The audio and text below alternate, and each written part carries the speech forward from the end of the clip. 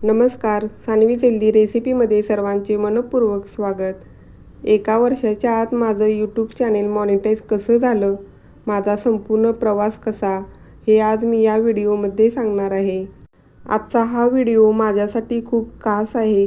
अनेक जण मला विचारत होते, ताई तुमचं चॅनेल एका वर्षाच्या आत मॉनिटाईज कसं झालं? म्हणून आज मी माझा संपूर्ण प्रवास तुमच्यासोबत शेअर करणार आहे. सर्वात आधी माझ्या चॅनेलला प्रेम देणाऱ्या प्रत्येक सबस्क्रायबरचे मनापासून आभार. आज आपल्या चॅनेलवर 200पेक्षा जास्त व्हिडिओ आहेत आणि 1028 सबस्क्रायबर झाले आहेत. हा टप्पा मी एकटीने नाही तर तुमच्या प्रेमामुळे गाठू शकले. जेव्हा मी चॅनेल सुरू केलं तेव्हा मी नारळी भात हा व्हिडिओ अपलोड केला. त्या व्हिडिओला एका रात्रीत जवळपास 700पेक्षा जास्त व्ह्यूज मिळाले. तेव्हा मला वाटलं, अरे वा, यूट्यूबवर तर खूप सोपं आहे. व्हिडिओ टाकला की व्ह्यूज येतात. पुढचे अनेक व्हिडिओज अपलोड केले पण त्यांना खूपच कमी व्ह्यूज मिळू लागले.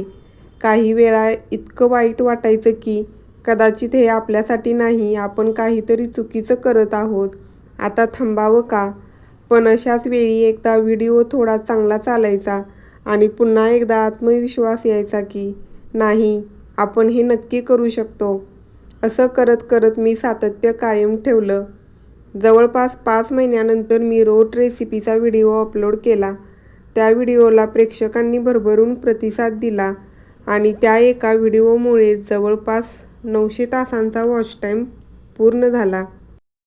तेव्हा मला वाटलं, आता आणखी एकदा व्हिडिओ व्हायरल झाला की चॅनेल लगेच मॉनिटाईज होईल. पण तसं झालं नाही. 10 महिने पूर्ण होत आले तरी माझा वॉच टाईम फक्त 2000 तासांपर्यंतच पोचला होता. तेव्हा खरंच खूप टेन्शन यायला लागलं. कारण यूट्यूबमध्ये वॉच टाईम हा मागील 365 दिवसांचा असतो. 1 वर्ष पूर्ण झालं की जुना वॉच टाईम कमी होऊ लागतो. त्यामुळे वाटायचं आता हे शक्य होणार नाही. पण मी हार मानली नाही. मी पुन्हा मेहनत घेत राहिले आणि मोहरम स्पेशल रोट रेसिपीचा व्हिडिओ अपलोड केला आणि हा व्हिडिओ माझ्या आधीच्या व्हिडिओपेक्षाही जास्त व्हायरल झाला. त्या एका व्हिडिओने माझा जवळपास उरलेला संपूर्ण वॉच टाईम पूर्ण केला. आणि अखेर एका वर्षाच्या आत माझं चॅनेल मॉनिटाईज झालं. या संपूर्ण प्रवासातून मला काही महत्त्वाच्या गोष्टी शिकायला मिळाल्या. पहिली गोष्ट म्हणजे सातत्य. नियमित व्हिडिओ अपलोड करत राहणं खूप महत्त्वाचं आहे. मध्ये मोठा गॅप घेतला तर त्याचा चॅनेलवर नक्कीच परिणाम होतो. दुसरी गोष्ट म्हणजे सीझननुसार आणि ट्रेंडनुसार रेसिपी बनवणं.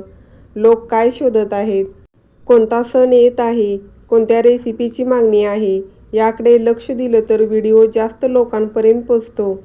तिसरी गोष्ट म्हणजे आकर्षक थंबनेल आणि चांगला कंटेंट बनवणे.